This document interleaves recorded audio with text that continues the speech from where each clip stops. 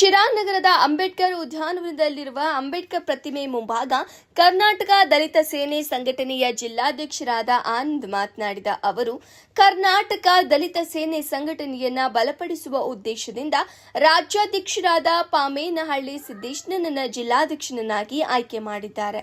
ಆದರೆ ಇದನ್ನು ಸಹಿಸದ ಕರ್ನಾಟಕ ದಲಿತ ಸೇನೆಯ ಹಿಂದಿನ ಅಧ್ಯಕ್ಷರಾದ ಕೆ. ಶೇಖರ್ ಎಂಬುವವರು ನನ್ನ ಮೇಲೆ ಇಲ್ಲಸಲ್ಲದ ಆರೋಪ ಮಾಡಿ ತೇಜೋವಧೆ ಮಾಡುತ್ತಿದ್ದಾರೆ ಎಂದು ಹೇಳಿದರು. ಈ ಹಿಂದೆ ಇದೇ ಸಂಘಕ್ಕೆ ಜಿಲ್ಲಾಧ್ಯಕ್ಷರಾದಂತಹ ಶೇಖರ್ ಕೆ ಅಲಿಯಾಸ್ ಸುಬ್ಬಲ್ಲ ಅಂತ ಈಗ ತಾವರೆಕೆರೆ ರೌಡಿ ಶೀಟರ್ ಈಗ ಎಲ್ಲ ಬ್ಲಾಕ್ ಮೇಲ್ ಮಾಡಿ ಎಲ್ಲ ಅಧಿಕಾರಿಗಳಿಗೂ ಸರ್ಕಾರಿ ಅಧಿಕಾರಿಗಳಿಗೆಲ್ಲ ಬ್ಲಾಕ್ ಮೇಲ್ ಮಾಡಿ ಅವ್ರ ಹತ್ರ ದುಡ್ಡು ವಸೂಲಿ ಹಣ ವಸೂಲಿ ಮಾಡೋದು, ಅವ್ರನ್ನೆಲ್ಲ ಇಟ್ಕೊಂಡು ಇಲ್ಲಿ ಊರಲ್ಲೆಲ್ಲ ಭೋವಿ ಅಭಿವೃದ್ಧಿ ನಿಗಮದಲ್ಲಿ ಅಂಬೇಡ್ಕರ್ ಅಭಿವೃದ್ಧಿ ನಿಗಮದಲ್ಲಿ ಕೆಲಸ ಅವು ಮಾಡಿಕೊಡ್ತೀನಿ, ಲೋನ್ ಮಾಡಿಕೊಡ್ತೀನಿ ಅಂತ ಹೇಳಿ ಬಿಲ್ಗಳು ವಸೂಲಿ ಮಾಡೋದು.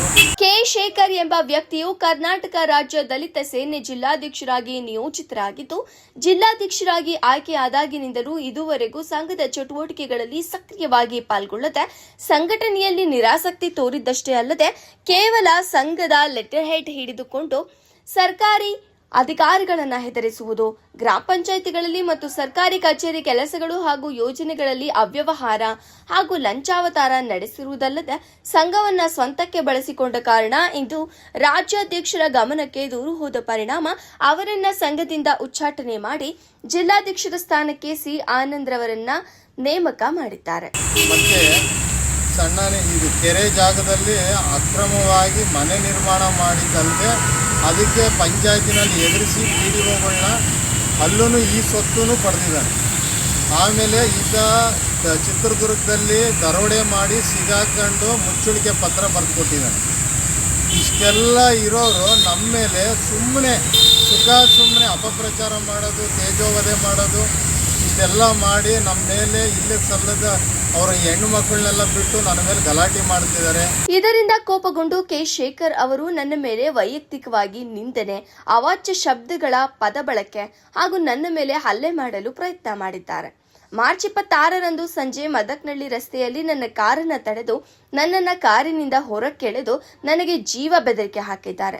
ಆದ್ದರಿಂದ ನಾನು ಸಮಾಜ ಸೇವೆ ದೃಷ್ಟಿಯಿಂದ ಹಾಗೂ ಹಿಂದುಳಿದ ಶೋಷಿತ ಸಮುದಾಯಗಳ ಮುಖ್ಯವಾಹಿನಿಗೆ ತರುವ ನಿಟ್ಟಿನಲ್ಲಿ ಸಂಘಟನೆ ಮಾಡುತ್ತಾ ಇರುವುದರಿಂದ ಇದನ್ನು ಸಹಿಸಲಾಗದೆ ಕಿಡಿಗೇಡಿಗಳಾದ ಇವರು ಈಗ ನನ್ನ ಮೇಲೆ ಈ ರೀತಿ ವೈಯಕ್ತಿಕ ನಿಂದನೆ, ತೇಜೋವಧೆ ಹಾಗೂ ದೌರ್ಜನ್ಯ ಎಸಗುತ್ತಾ ಇರುವುದರಿಂದ ನನಗೆ ಮತ್ತು ನನ್ನ ಕುಟುಂಬಕ್ಕೆ ಜೀವ ಭಯ ಉಂಟಾಗಿದೆ. ಆದುದರಿಂದ ನನಗೆ ನ್ಯಾಯ ದೊರಕಿಸಿಕೊಡುವುದರ ಜೊತೆಗೆ ನನಗೆ ಮತ್ತು ನನ್ನ ಕುಟುಂಬಕ್ಕೆ ರಕ್ಷಣೆ ನೀಡಬೇಕೆಂದು ಒತ್ತಾಯಿಸಿದರು. ಅಕ್ರಮವಾಗಿ ಹಣ ಸಂಪಾದಿಸಿದ್ದಾನೆ ಅಂತ ಹೇಳಿ ಸ್ವಂತಕ್ಕಾಗಿ ಸಂಘಟನೆಯನ್ನು ಬಳಸ್ಕೊಂಡಿದ್ದಾನೆ. ಅದಕ್ಕೆಲ್ಲ ಪ್ರೂಫ್ಸ್ ಇದ್ದಾವೆ. ಅವನೇ ಸೈನ್ ಮಾಡೋದು ಜಿಲ್ಲಾಧ್ಯಕ್ಷ ಅಂತ. ಇಂಥವೆಲ್ಲ ರಾಜ್ಯಾಧ್ಯಕ್ಷ ಗಮನಕ್ಕೆ ಹೋಗಿರೋದ್ರಿಂದ ಅವರು ಬಂದು ಜಿಲ್ಲೆನಲ್ಲಿ 25ನೇ ತಾರೀಕು ಮೊನ್ನೆ ಪ್ರೆಸ್ ಮೀಟ್ ಮಾಡಿ ಅವನ್ನ ಉಚ್ಚಾಟನೆ ಮಾಡಿ ಮತ್ತು ನಮ್ಮನ್ನು ನೂತನ ಜಿಲ್ಲಾಧ್ಯಕ್ಷರಾಗಿ ನೇಮಕ ಮಾಡಿದರು. ಇದಕ್ಕೆ ಅವರ ಮನೆಯವ್ರನ್ನ ಹೆಣ್ಮಕ್ಳನ್ನ ಮುಂದೆ ಬಿಟ್ಟು ಊರಲ್ಲಿ ಗಲಾಟೆ ಮಾಡಿಸೋದು, ಸುಮ್ಮನೆ ಏನೇಂದ್ರೆ ದೌರ್ಜನ್ಯ ಮಾಡೋದು, ಎದುರಿಸೋದು, ನಮ್ಮ ಮನೆ ಹೆಣ್ಣು ಮಕ್ಕಳಿಗೆ ಫೋನ್ ಮಾಡಿಬಿಟ್ಟು ಕೊಲೆ ಮಾಡ್ತೀವಿ, ನಮಗೆ ಹಂಗೆ ಹಿಂಗೆ ಅಂತೆಲ್ಲ ಎದುರಿಸ್ತಿದ್ದಾರೆ. ದಯವಿಟ್ಟು ಪೊಲೀಸ್ ಇಲಾಖೆಗೆ ಮತ್ತು SPಗೆ, DYSPಗೆ, ಸರ್ಕಲ್ ಇನ್ಸ್ಪೆಕ್ಟರ್ ಸಾಹೇಬರಿಗೆ ಮತ್ತು ಸಬ್ ಇನ್ಸ್ಪೆಕ್ಟರ್ ಸಾಹೇಬರಿಗೆ ರಿಕ್ವೆಸ್ಟ್ ಮಾಡ್ತಿದ್ದೀನಿ. ನಾನೊಬ್ಬ ಜಿಲ್ಲಾಧ್ಯಕ್ಷ, PSS, ದಲಿತರು ನಮ್ಮಂಥವ್ರಿಗೆ ಇಂಥದ್ದೆಲ್ಲ ಮಾಡಿದ್ರೆ ಸಾರ್ವಜನಿಕ ಸಣ್ಣ ಪುಟ್ಟ ಜನಕ್ಕೆ ಎಲ್ಲಿ ರಕ್ಷಣೆ ಇರುತ್ತೆ?